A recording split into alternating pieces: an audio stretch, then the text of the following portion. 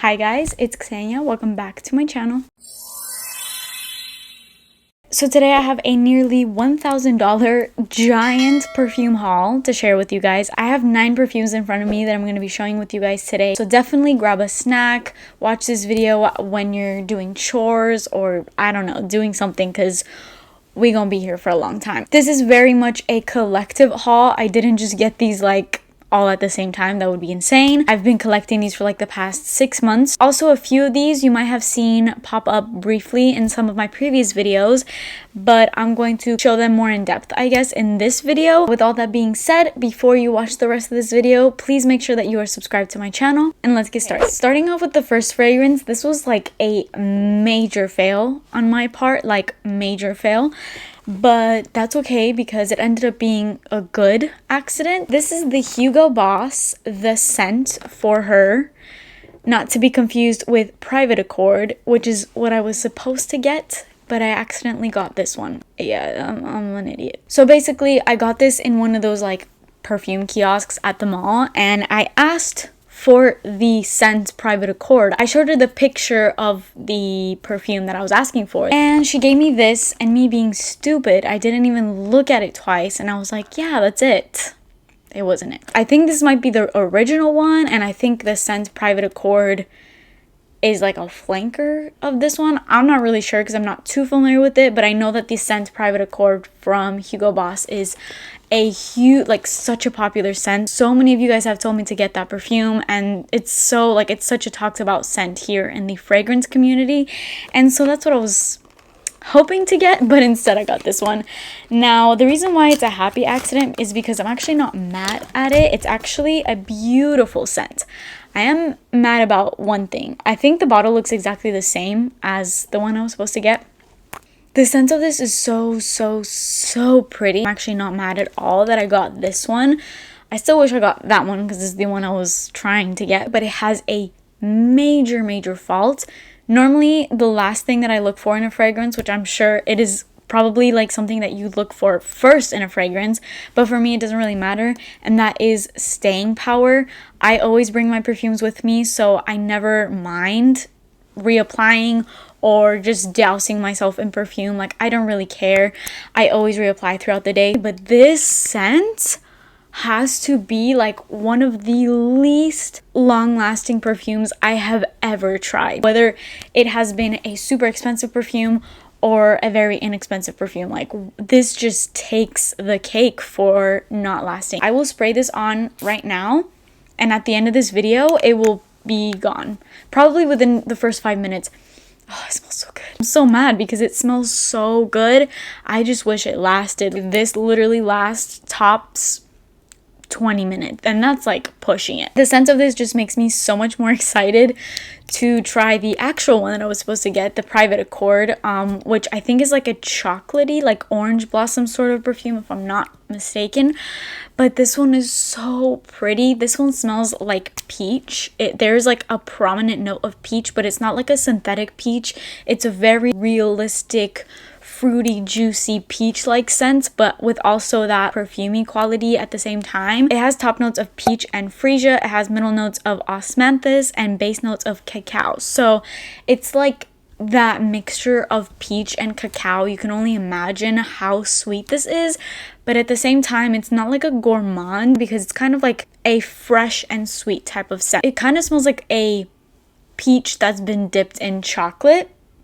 So, you know, you have that gourmand sweetness from that combination, but the freesia, the osmanthus also gives this like a perfumey, fresher, more upbeat quality. It's not too dense. It's a little bit airy. I would say it's like a perfect in between though. This is probably like my newest perfume purchase here, and I've already used a good amount because I have to literally douse myself in this perfume every time I wear it. This is just a really pretty peachy floral, but still remaining very sweet sweet, so if you love sweeter, fruitier scents, like very much upbeat, you would love this scent. It is a pretty scent. It's not necessarily a sexy scent. It's kind of like pretty and innocent. It's giving off that sort of vibe. I just wish that it lasted. Let me know if you have the scent Private Accord and if you find that it lasts on you. I feel like because that fragrance has such good reviews that it probably lasts a lot better than this one.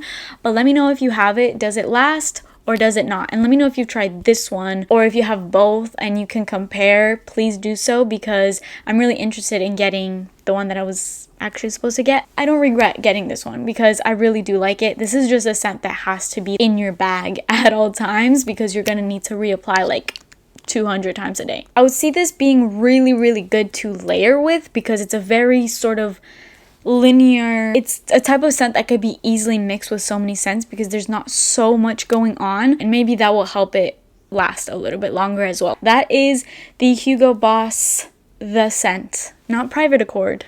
I wish it was, but just the scent. Next up, I have the Miss Dior Absolutely Blooming perfume. I had such a hard time coming to terms with which one of the Miss Diors I wanted to get because there's so many of them. And I just remember when I bought this fragrance, I was at Ulta for like 30 minutes just like in the Dior perfume section. I had like 30 testers. I got so overwhelmed that I had to walk out of the store and just take the time to smell each of the testers like on their own, because in the store I was smelling all of them. I kept reapplying them, kept putting them on different testers, and it was just getting so overwhelming. At one point they all just started smelling the same, so I was like, you know what, I need to just get out and make up my mind and then come back and get it. And I finally decided that this was going to be the Miss Dior that I liked best. I tried all of them like through and through, and the Absolutely Blooming was the one that I liked most, which is honestly kind of shocking because obviously all of the Miss Diors have, at least I'm pretty sure that they all have rose in them, and they also smell very much of like a patchouli scent. Maybe it's that rose that's kind of maybe giving it that sort of scent. And normally I'm not into that, but whoa, the way that this fragrance dried down blew me away. I had this sprayed like on my wrist and I kept smelling it throughout the day, and I'm like, yeah, that's definitely going to be the one that I buy, because throughout the day like it just kept getting better and better and better, and it lasted on my skin for a long time. So let me show you. This bottle is so cute because I only got a 1 fluid ounce bottle. As you can imagine, this looks very much elegant and pretty, as pretty much all of Dior's fragrances do. And it is just that. This smells like a woman. I think what really sold this for me even more is the beautiful notes that this has. This has so many berries, and I love, like, berries are some of my favorite notes ever, especially the berries that are in this perfume. It has top notes of raspberry, black currant. I die for black currant. Pomegranate, which is another one. I love pomegranate. And pink pepper. It has middle notes of May rose and peony, and base notes of white musk. After smelling all of them, this was the least floral smelling to my nose. It's still very floral, but in a really sweet way, not so much like just floral. Oh my gosh. Oh, it smells so good. It smells like a beautiful spring day. There is some people that have compared this actually to the Giorgio Armani Si, the original Si, and I honestly do really get the comparison. This one's a little bit more rosy. It's a super rich fragrance, not only because it was an arm and a leg, very dense. It's strong. It has amazing projection, beautiful sillage, amazing lasting power. It is like a 10 out of 10 as far as like performance. It's super sweet. I definitely get like the berries in here, but I also get that floralness that it has going on. This to me smells so much like a spring scent because of that floral factor, but also like the fruits make it also very wearable for the summertime. You could wear this during the winter time, but I feel like the winter time just calls for something a little bit deeper and darker. But it's also not one of those fragrances that is so like reserved for a specific season, because I do think that you can wear this during the winter and you can get away with it. I would more so think that it would be more fitting for the spring and summertime. It just smells like spring and summer. It's a really pretty, feminine, beautiful scent. It's very sexy as well, and I'm absolutely in love with it. If you love berries, if you like a little sprinkle of rose in there, it's a very tolerable rose scent, and it smells mature, but like sexy mature, not too mature. I don't really see this for somebody that is under the age of 20 really wearing this, because it does have a little bit of that more sexy mature quality to it. So I love this. That is Miss Dior Absolutely Blooming. The next two scents, I'm gonna kind of briefly go over these because I have mentioned them in like their own specific video that I did. It was my Dior like pick your poison type video that I did. I will link that up here if you guys want to check that out, but I talked a lot more in depth about these, and also Poison Girl. So this is Dior's Pure Poison. This is what Pure Poison looks like. It's a really pretty sort of clear bottle, very much giving the Pure Poison vibe.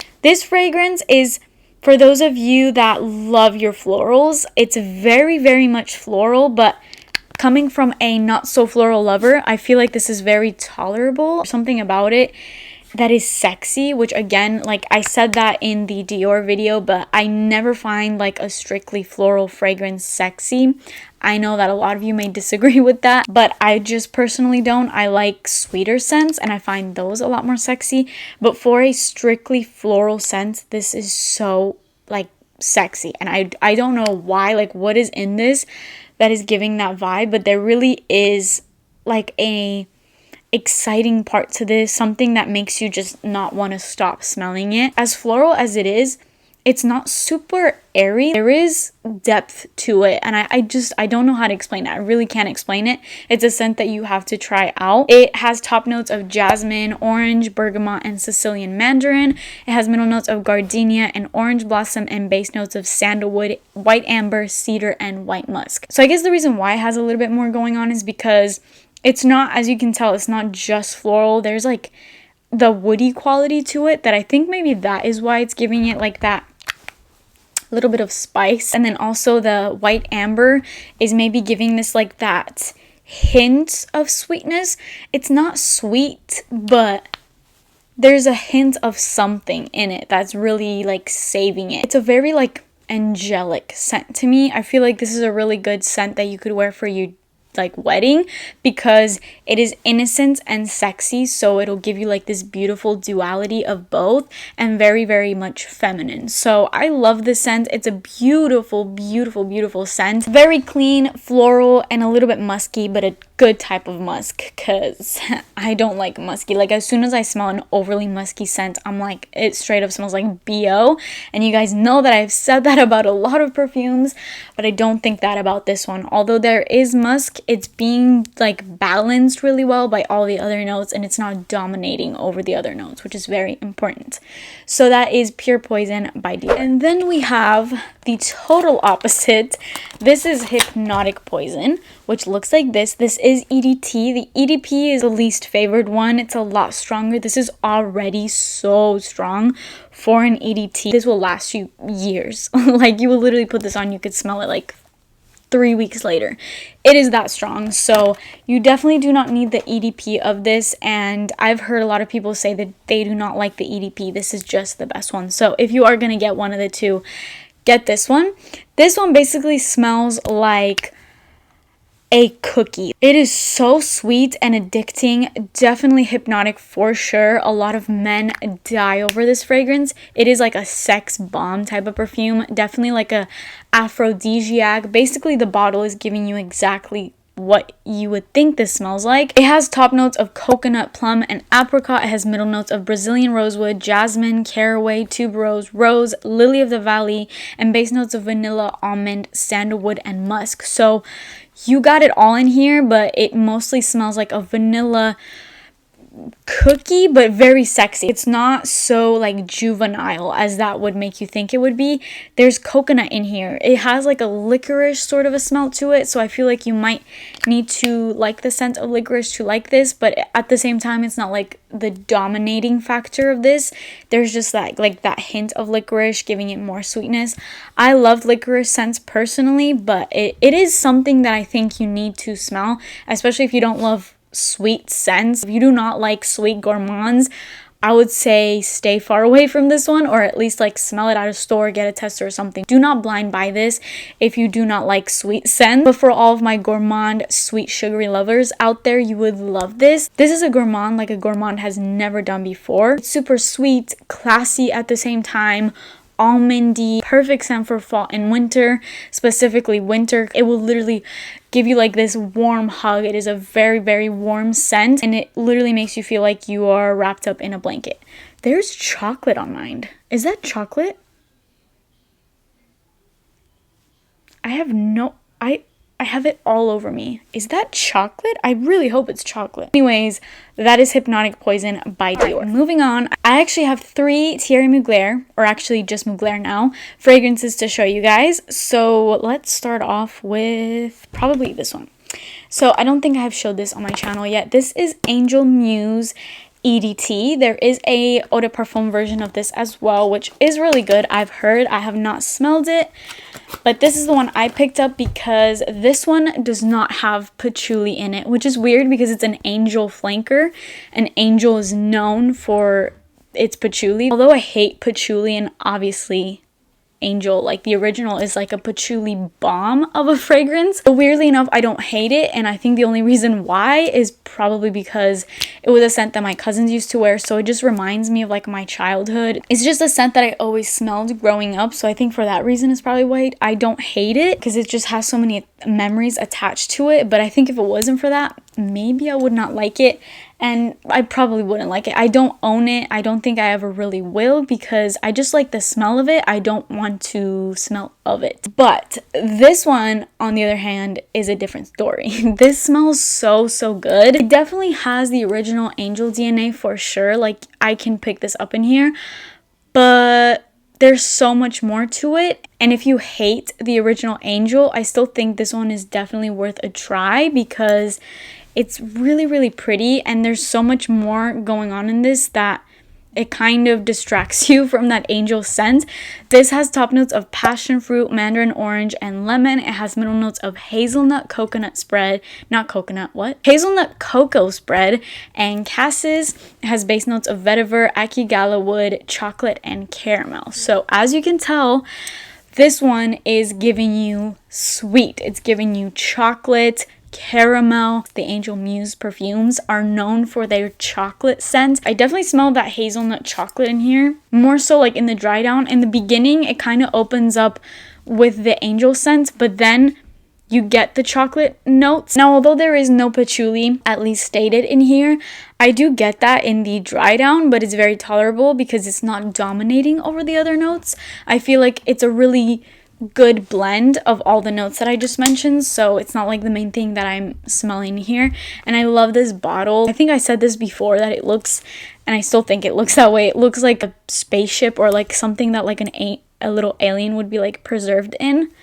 I don't know if that's what they were going for, but it's definitely the vibe that this is giving me. For the people that do have the original EDP, I hear that this is just like the lighter version of the EDP. So if you have the EDP and you find that it's too much for you, maybe try getting this one. This is a really big compliment getter, because although there is like that polarizing quality to it, like all of Mugler's perfumes pretty much have, because they're so unique, they're scents that you just haven't smelled before, so they all like automatically have that sort of polarizing factor. But I feel like this one is it's a very safe blind buy, I feel like, at least from his range, because I feel like this one is the most easily likable of. It's still very unique. It does also have like a little bit of a masculine unisex vibe to it, so if you like that, you would love this. Basically like a chocolate hazelnut vetiver sort of mixture. It's a really kind of odd combination and some odd notes that maybe you would think would not work together, but the way that they've blended in them, it just works. That is the Angel Muse EDT. The next Mugler scent I have is Aura. This is also the EDT version. I hear the eau de parfum is a lot more polarizing than this one, which is kind of how it goes. But this bottle, this is probably my #1 most beautiful bottle that I have in my entire perfume collection. This looks like a jewel. If you guys know the movie Suicide Squad, the Enchantress, just, I don't know why, but this looks like it would be her heart or something. I could just stare at this all day. But as far as the scent, this is actually correction. Like, I know that I said that about the Angel Muse EDT, that it's probably the easiest to like. I feel like it's also this one. This is very fruity. I don't know about the original version. I hear that it's way more like earthy and that it straight up smells like you just freshly mowed the lawn. And this one doesn't really smell like that. This is way fruitier and opens up and kind of remains very like fruity fresh, a little bit floral, but mostly like a fruity fresh type of scent. It has top notes of pear, hibiscus seed, bergamot, and lemon. Has middle notes of green notes, rhubarb, jasmine, and strawberry, and base notes of Tahitian vanilla, orris, musk, and ambrette. It definitely has that earthy scent to it, but it's very wearable at the same. Like, I find this sexy. I don't think that this just smells like grass.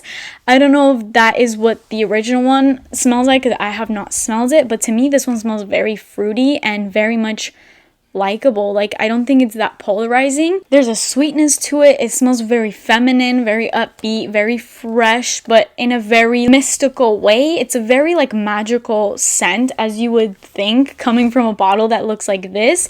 It really has that like fun, whimsical quality to it, very much like a fairy-like scent. I actually have this video coming. I want to do like a what perfumes Disney princesses would wear type video. I have gotten requests for it and I've seen a couple people do it, and it's on my video list, so it will definitely be coming soon, and I'm so excited for that video.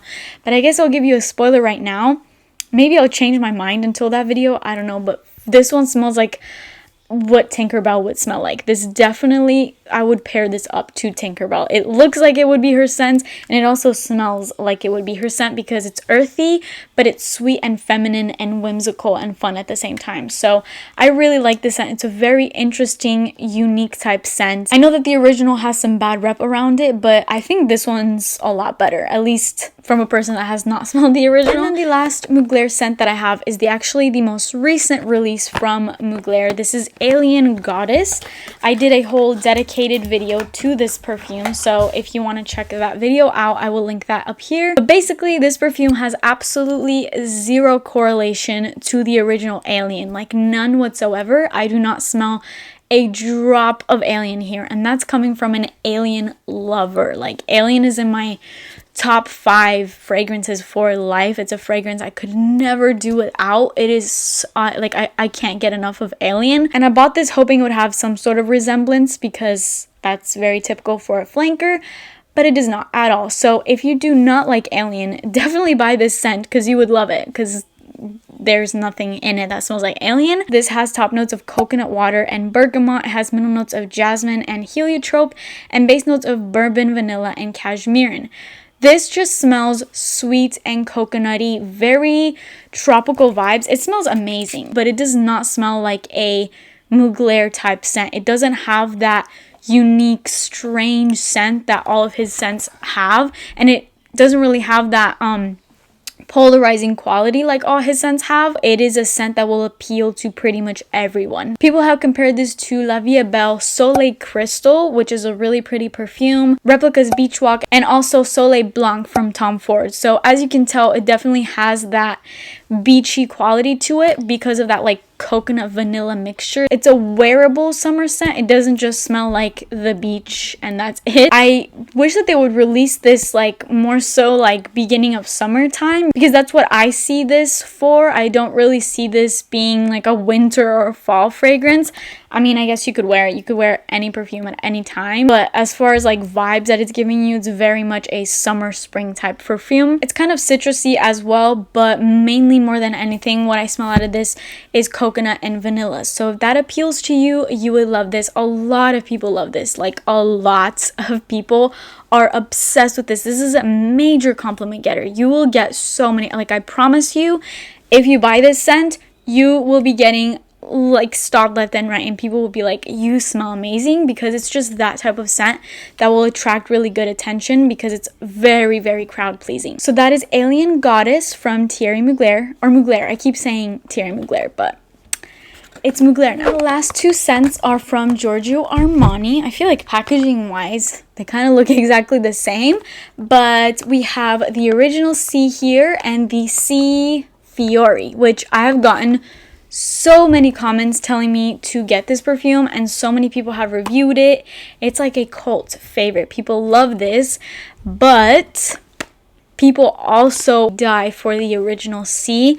The original Si is a stunning perfume. If you watch like the sexiest type of perfumes, perfumes that men love, perfumes that just exude sexiness, most complimented perfumes, those types of videos, if you watch any of those, I can guarantee you this will be in all of those videos because it has that. Like, it is so sexy. This is a literal aphrodisiac in a bottle. I think the reason why is because it has like a winey sort of smell to it. Not winey, like a wine, like the drink wine. It's a little bit like boozy because of that as well. I actually didn't like this scent the first time that I ever tried it, because the first time I ever tried it, I didn't even spray it on myself. I sprayed it on a tester strip and I smelled it and I'm like, ew, like that smells like wine. Like, although I love wine, love drinking it, I don't want to smell like wine, you know? I don't want to smell like an alcoholic. But no, when you spray this on your skin, you let it marinate with your skin chemistry, something magical happens. I do this in all my videos, but if you could buy one scent off of this video, you need to have Si by Giorgio Armani. Like, you need it. It actually doesn't have like a red wine note, but it's just the smell that it gives off. I'm not sure why. This has top notes of cassis, middle notes of May Rose and Freesia, and base notes of vanilla, patchouli, ambroxan, and woody notes. So it's a very kind of unique mixture, and there's a lot of things in it that I don't like May Rose, Freesia, patchouli. I don't love those, but the combination in here is just done so beautifully, and to where it makes this so sexy. I guess maybe I'm smelling vanilla, the ambroxan, the woody notes. I don't really know what ambroxan smells like. Like, what is that? It literally is like a molecule, but the like vanilla and the woody notes, and there is a hint of that rose in here, but it's making it more sexy. It's not so much like a vintage type rose. If you want a really affordable alternative to this perfume, I have not tried this scent, so I cannot confirm that is a dupe, but so many people have said it's like literally exactly the same as this fragrance, and that is Always Red from Elizabeth Arden. I hear so many people saying that they are like spot on dupes, so if you want like a much cheaper alternative, try that one out. Gets better with time, like throughout the day. It'll kind of change, it'll adapt to your skin, it'll get better, just sweeter. It'll turn into like a intimate sort of skin scent. It has really good lasting power, like it'll last you like an entire day, which is amazing. So I can't say any more good things about it. You need Si in your collection. If you are a woman, you love to smell sexy and feminine, you need Si. And then its flanker is Si Fiori. This is basically Si's more girly, sweeter sister. This is so much softer than Si. It's a little bit smoother than Si. It's a little bit powderier. This has top notes of black currant, so you already know I'm obsessed. Green mandarin, middle notes of neroli, rose, patchouli, and oak moss, and base notes of vanilla and white musk. This is a wedding day type scent. I know that I told you guys in a previous video that my wedding scent will be White by Kenneth Cole, but as I'm discovering more scents, I don't know anymore, because I feel like this is becoming a really strong candidate. So I'm kind of in between these two now, because this is such a beautiful wedding scent. It's sexy but soft, a little mysterious but soft. It is such a pretty scent. I can't even explain how beautiful this smells. It's creamy, but it's floral. The black currant gives it like that berryness, like more sweetness, I guess.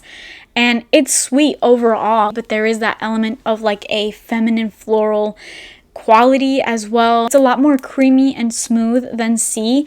I feel like the packaging kind of tells you that already, whereas this one is more so like raunchy sexy.